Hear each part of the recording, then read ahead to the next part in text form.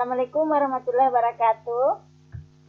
Waalaikumsalam warahmatullahi wabarakatuh. Oh, Ayu, memati. Alhamdulillah, Mem Hesti, I'm okay, and you? Alhamdulillah, I'm okay too. Alhamdulillah. Okay, thank you. Because you don't mind to be my narasumber. Yeah, it's an honor for me to be your source of information. Yeah, thank you very much. Hopefully, I can give you what do you want. Okay, I hope Uh, so. Okay. I want to ask you for solution to my problem. what's your problem, Mem? I have a problem about motivation. Siswa saya itu memiliki masalah kurang sekali motivasinya dalam belajar bahasa Inggris. Ya. Di sini saya Apa mengambil kira-kira akar masalahnya yang berhasil kita identifikasi? What's make it problem? misalnya kalau kita mengajar bahasa Inggris itu mereka lebih tidak serius, tidak memperhatikan pembelajaran karena ada juga guru yang mengajar itu masih monoton ya. Iya. Di sini saya mencoba untuk menggunakan metode problem based learning. Menurut Ibu, apakah problem based learning ini efektif untuk saya gunakan untuk meningkatkan motivasi belajar siswa saya?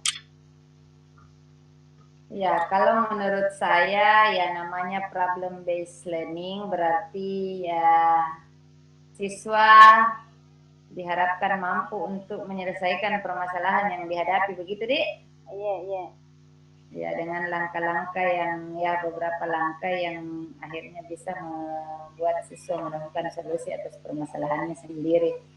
Kalau menurut saya sih apapun metodenya insya Allah efektif. Yang penting itu pembelajaran kita bagaimana bisa berpusat kepada murid. Iya. Karena kan ya mungkin beda nih. Kita dulu belajar yang dengan metode klasik. The one and only source is our teacher. Yeah, that's right. Salah satunya sumber belajar kita adalah guru tak, buku bahkan ya sangat terbatas jumlahnya kalaupun ada.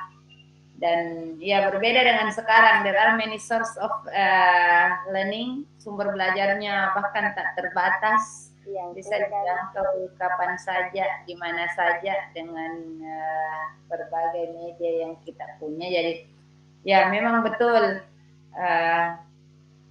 PBL adalah salah satu solusi untuk mengaktifkan siswa belajar, terutama untuk materi-materi tertentu yang memang membutuhkan analisis tertentu di dalam pembelajaran. Contohnya misalnya materi apa yang kita angkat, Kak? Saya ambil materi discussion text ini untuk meningkatkan motivasi siswa. Saya mau melihat seberapa antusiasnya siswa itu tentang materi discussion ini. Misalnya saya kasih hal-hal yang sering digandrungi anak-anak sekarang, misalnya tentang Facebook. Apa pro kontranya? Akan discussion text itu biasanya ada pro dan kontra ya isinya. Saya mau melihat siswa itu dengan melalui metode problem based learning ini berdiskusi dengan temannya menggunakan metode ini. Itu yang ingin saya ukur. Mudah-mudahan saya tidak salah langkah mengambil metode ini. Saya sepakat dengan apa yang kita pilih, Bu Hesti. Kalau itu sebenarnya masuk di pembelajaran yang kalau yang kami pelajari itu namanya pembelajaran berdiferensiasi. Jadi kita mendiferensiasikan pembelajaran siswa berdasarkan minatnya. Jadi kita menawarkan ke siswa apa topik yang kita tertarik untuk bahas di discussion ini, apa sih sebenarnya problem yang banyak muncul di masyarakat, identifikasi beberapa masalah, kemudian pilih yang mana yang menarik untuk kita bahas tuh begitu tadi tuh. Dia memilih salah satu topik yang dia sukai, berarti itu masuk diferensiasi minat sebenarnya. Kemudian ya di pemetaannya, apakah misalnya waktu tak pembentukan, kan ini pasti berkelompok, toh? Ya, berkelompok. Berkelompok. Bagaimana cara waktu tak pembentukan kelompok? Kalau saya sih biasanya kayak apa, memilih dari timnya dulu, leadernya dulu, memilih siswa yang barangkali tingkat kemampuannya itu agak sedikit pintar lah. Baru gitu. Ya, karena kalau misalnya kita meminta siswa untuk memilih kawannya sendiri, secara otomatis bahasa anak-anak yang kurang itu low learners itu akan tersingkir, kasihan tidak ada yang pilih. Jadi saya metode itu seperti itu, saya pilih dulu siswa, misalnya saya membagi 5 kelompok, maka saya akan pilih 5 dulu yang agak-agak pintar, lalu membagi rata siswa yang mana-mana saja. Kalau untuk gitu ya. Kalau gitu. Jadi ceritanya ada beberapa siswa di kelas yang dianggap mampu menjadi tutor sebaya. Ya, menjadi tutor sebaya yang bisa menjadi leader dalam kelompoknya. Iya, betul sekali, Bu. Ya, itu juga bagus.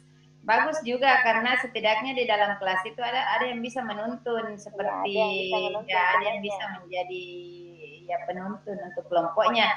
Tapi sebenarnya tidak masalah juga ketika kita buat kelompok,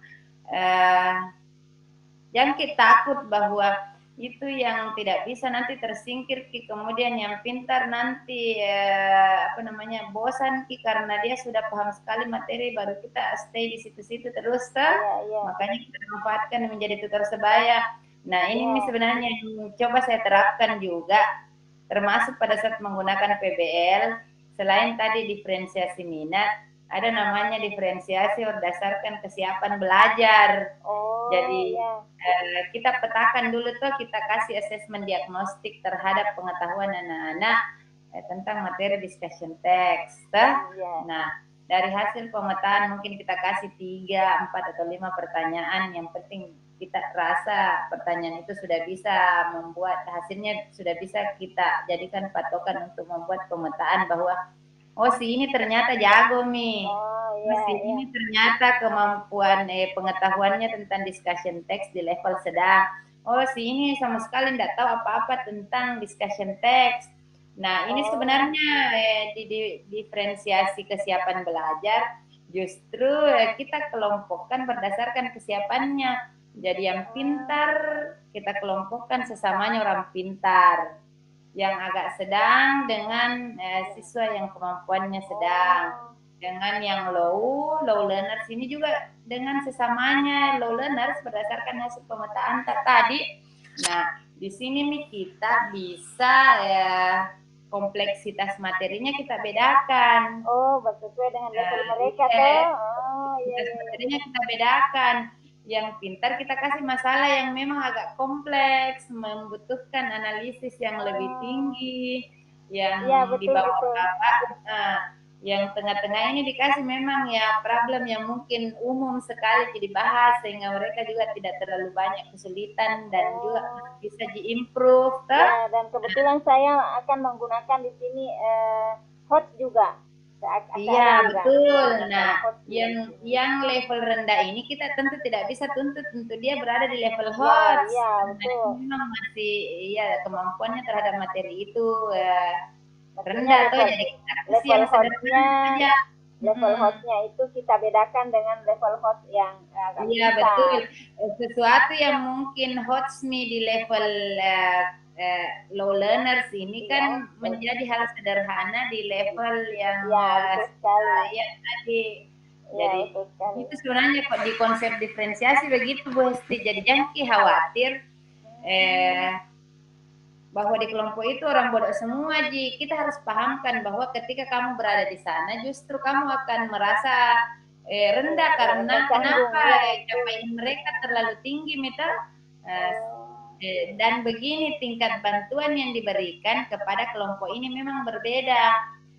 Jadi yang kelompok pintar tadi, karena kita kasih permasalahan, dia bisa mandiri mencari cara untuk mencapai tujuan.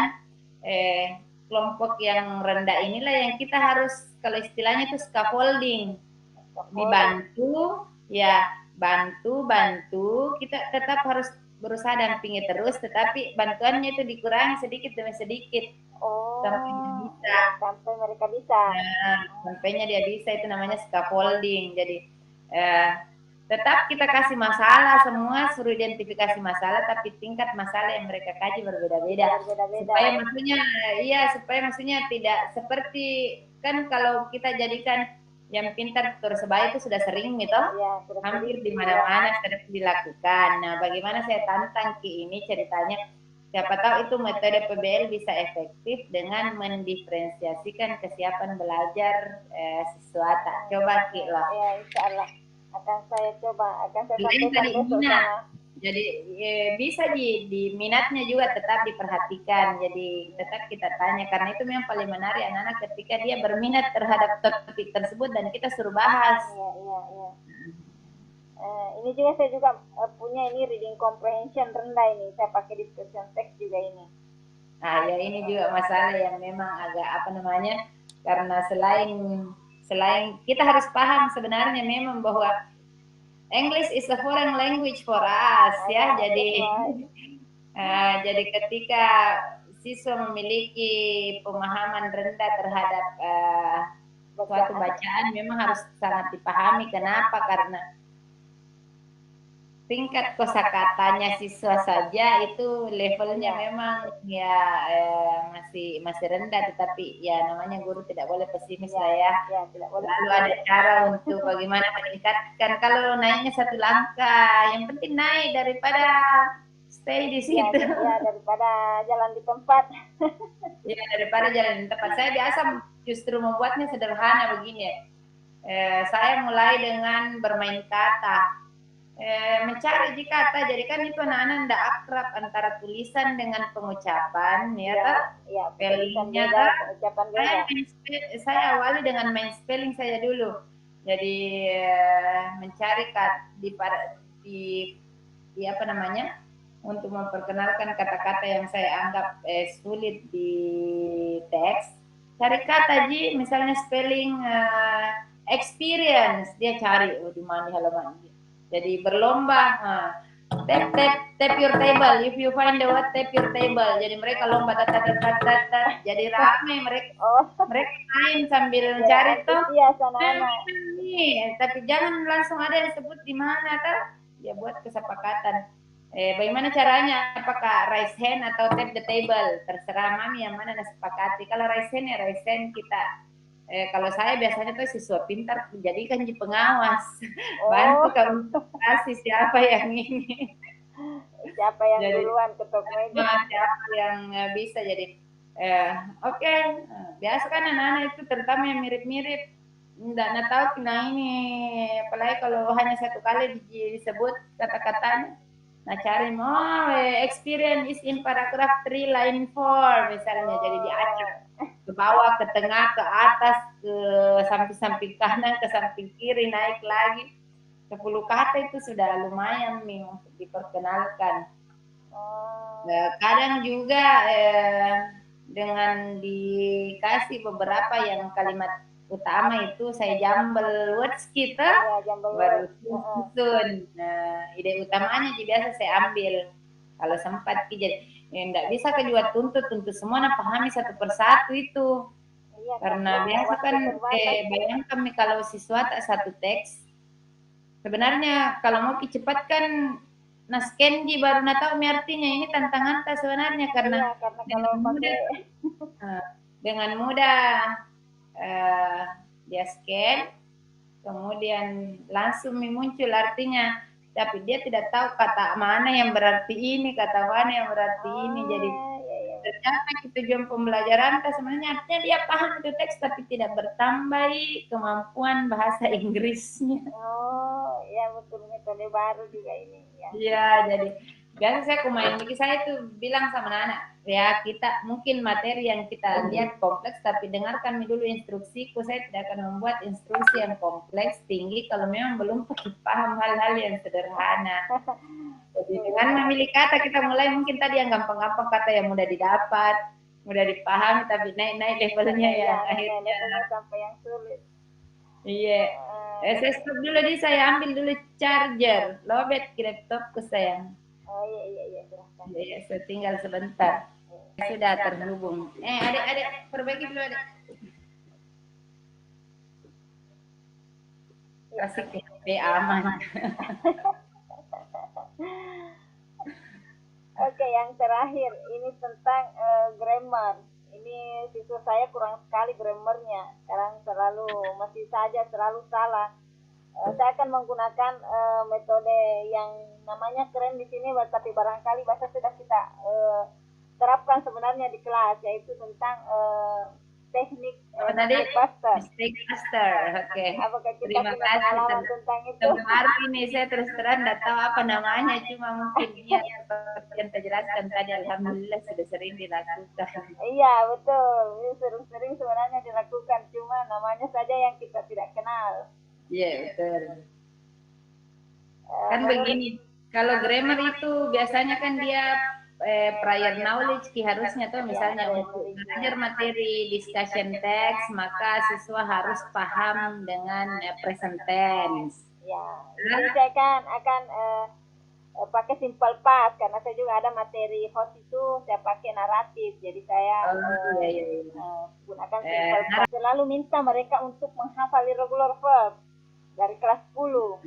Dan sudah ada beberapa yang sudah banyak minat tahu, cuman masih menempatkannya itu di kalimat itu, mereka masih kadang masih sering salah.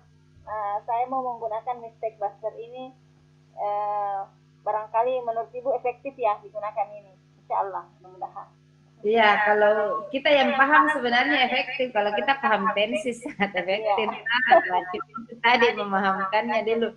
Sebenarnya anak begini, simple past itu sebenarnya tensis yang lumayan mudah, atau karena tidak terlalu banyak aturan seperti di present tense, di tensis. Iya, kalau ketiga tunggal kata kuncinya hanya menggunakan kata kerja bentuk kedua di positif, kemudian pakai did untuk negatif dan bertanya sebagai penanda simple past.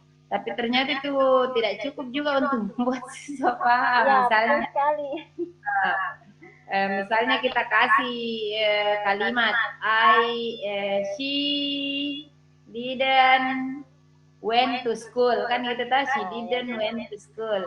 Kita selalu analisis apa grammar mistake yang ada di situ. Nah, ya, siswa yang paham tentu dengan mudah. Pasti kesalahannya adalah pada kata kerjanya, karena ya, sudah ada penanda pas di situ yaitu did, maka harus kembali menggunakan kata kerja bentuk pertama. Beda misalnya kita atau kita balik lagi menjadi she didn't go to school every day, kan dia bisa analisis juga bahwa kesalahannya adalah pada waktunya. Jadi sebenarnya bagus, tapi penting diingat bahwa mereka harus sudah paham memang materi prasyarat untuk unsur kebahasaan yang diajarkan pada materi tersebut. Jadi kalau saya biasanya hindarin untuk mengajarkan itu di kelas, tinggal saya tanya, pernah makin belajar tuh untuk simple past tense, tinggal mengidentifikasi paling, oh iya Bu, kalau memang tidak baca memang makin di rumah sebelum kita belajar, jadi nanti di teksnya kita langsung mengidentifikasi. Tapi tertarik kan tadi yang PB yang kita bilang itu problem based, kan selama ini kita sering sekali memakai itu problem based. Cuma biasanya kita yang mengidentifikasi masalah, kita yang kasih langsung masalah itu kita tuliskan pada LKPD. Masalahnya adalah cari fungsi sosialnya, struktur teksnya, kemudian unsur kebahasaannya, identifikasi ini dan ini, kemudian kasih pertanyaan-pertanyaan yang memang mulai dari level low order thinking skill sampai ke high order thinking skill. Biasanya kita gitu yang tentukan. Iya. Nah, padahal sebenarnya sesungguhnya itu problem base harusnya bagaimana siswa yang memang menganalisis dan mencari sendiri, menemukan masalah solusinya mulai sendiri. dari membuat pertanyaan, kemudian menganalisis, mencapai penyelesaian masalahnya itu harusnya mereka yang aktif dengan tentu kita sebagai fasilitator pembelajaran. Tapi ya itu lagi dilemanya di kita karena tingkat materi yang ada nih di levelnya buku yang sekarang dipelajari. Ini levelnya anak-anak. Ya, nah sedangkan anak-anak kita ternyata jauh dari situ. Nah, di situ tadi berfungsi yang saya bilang, coba diferensiasikan apakah berdasarkan kesiapan belajarnya, apakah berdasarkan minatnya, dan juga bisa berdasarkan dengan profil belajar atau gaya belajar. Yang audio, yang visual, yang kinestetik ya kalau bisa bikinkan stick di tembok supaya dia bisa bebas jalan-jalan sambil belajar. Karena memang ada anak yang tidak bisa diam dan tidak bisa sekali disuruh tenang di situ membaca. Ada, tidak banyak sih, cuma tidak banyak. Artinya banyak juga yang begitu, tapi dia mampu menahan diri. Tapi ada memang anak-anak kelihatan gelisah sekali kalau tidak bergerak, makanya alasannya ke toilet lah, keluar cuci muka, karena tidak terpenuhi kebutuhannya dan kita tidak mendesain pembelajaran yang bisa memenuhi kebutuhannya. Karena biasa bilang gitu, repot makin nanti, nah begitu tonji kan itu sering. Iya itu sering sekali. Dulu kata kerja, kerja bentuk kedua, kemudian identifikasi kalimat yang menggunakan simple past tense, mana-mana di situ. Karena kalau misalnya kasih kalimat teks naratif, terus mereka identifikasi yang mana situ yang simple past ya.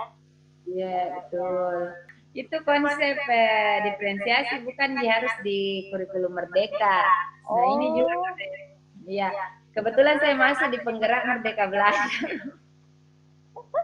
Iya, enggak apa-apa lah share-share ilmu. Saya sharing sedikit tentang yang saya pahami tentang Merdeka Belajar. Sebenarnya 3 cirinya itu Merdeka Belajar. Pertama, komitmen pada tujuan. Jadi kita menentukan tujuan pembelajaran tak. Kita tidak bisa memaksakan itu semua tercapai sama anak-anak. Jadi dikembalikan lagi tadi ke hasil asesmen diagnostik anak-anak tak dari sekian tujuan yang mana dia targetkan untuk dia capai itu. Jadi dia juga bisa mandiri, merdeka dalam artian mandiri atau merdeka dalam menentukan tujuan pembelajarannya. Oh, dari sekian tujuan pembelajaran yang ditargetkan ibu guru, saya menargetkan ini karena memang kemampuan saya segini, tuh nggak bisa bandingkan ke si ini sama si ini. Mungkin dia bisa semua, tapi saya tidak bisa. Jadi target saya segini. Jadi dia komitmen untuk mencapai tujuan pembelajaran tersebut. Maka dia juga bisa mandiri dalam cara. Itu ciri kedua Merdeka Belajar. Mandiri dalam cara artinya caranya belajar si A, si B, si C, dan si D sampai si Z di kelas tidak harus sama. Jadi kita bisa membebaskan, itu juga letak merdeka, kita bisa membebaskan mereka memilih materi. Yang penting dia tadi apapun caramu, yang penting kau komitmen pada tujuan yang telah kau tentukan tadi. Cara yang tertempuh, misalnya mau tujuan tak Makassar, terserah nih mau lewat Malino, mau lewat Pantai, mau lewat Camba, yang penting jangan lupa bahwa tujuan utama adalah mau ke yang terakhir cirinya Merdeka Belajar itu senantiasa berefleksi, karena tidak ada manusia yang sempurna. Jadi apapun langkah-langkah yang sudah dilewati, refleksikan apa yang sudah baik, yang perlu terus dilakukan, apa yang kurang baik dan mungkin ditinggalkan atau diperbaiki. dan bagaimana perasaannya dia melalui itu pembelajarannya, refleksi terus. Oh ini yang perlu jadi. Ketika dia melakukan pembelajaran berikutnya ada sedikit, oh ternyata saya dulu kurangnya di sini, saya mau perbaiki yang ini. Jadi itu Oh, cirinya merdeka belajar, komitmen pada tujuan, mandiri dalam cara, dan senantiasa berefleksi karena ya sama di kita tuh selalu ingin lihat diri tak bercermin ki. Oh, bagus nih kayaknya penampilanku. Oh, sepertinya alisku masih kurang cetar, perbaiki lagi. Berarti berefleksi kita. Terserah ya, kita mandiri memilih cara. Oh, saya mau pakai beda ini. Oh, kau beda ini karena ini. Itu mandiri dalam cara. Yang penting komitmen tujuannya saya mau tampil cantik. cantik. Saya mau tampil menawan. Itu tujuan saya. Cara saya mungkin dengan hanya baju saya ganti. Mungkin dengan semua ini saya ganti. Oh, saya harus pakai aksesoris ini. Tapi berefleksi, oh kayaknya kalau saya pakai ini mengurangi. Diperbaiki lagi atau diperbaiki. Seperti itu jadi kuncinya Oh, belajar. Kemudian yang diharapkan itu memang kayak begini kita berbagi praktik baik. ya betul sekali. Pengalaman saya share untuk kita Ya, share-share. coba terapkan di lingkungan tak. Begitupun kita kayak tadi kita mistake buster tak mungkin saya bisa juga terapkan di sekolah aku dan kita lihat apa yang berubah ketika saya sudah terapkan tak. Iya, betul Tapi sekali. kita melakukannya 3 kali baru berhasil, bisa saja saya 5 kali itu baru berhasil. Ya, Kayak paling gitu. thank you very much for Iya, time. sorry kalau sharingnya kemana-mana ya alurnya leh. Ya, paling istirahat makin paling. Terima kasih atas Iya, informasinya, bantuannya, sharingnya semuanya. iya sayang. Ya, paling Kapan assalamualaikum. ketemu? Eh, Iya.